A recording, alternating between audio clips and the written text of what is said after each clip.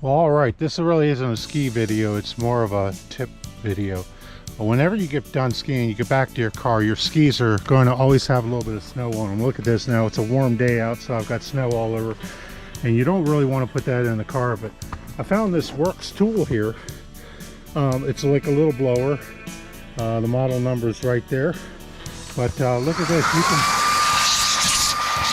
slow down pretty quick.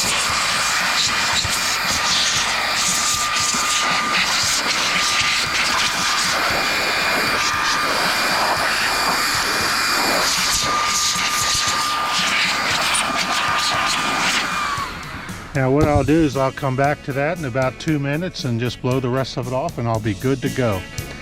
By the way, I use Baltimore Ski Warehouse for all my ski equipment needs. That's Baltimore Ski Warehouse.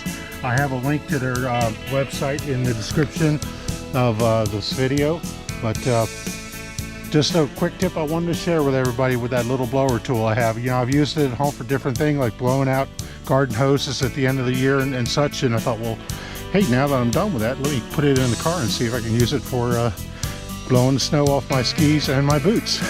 All right, thanks a lot, and bye for now.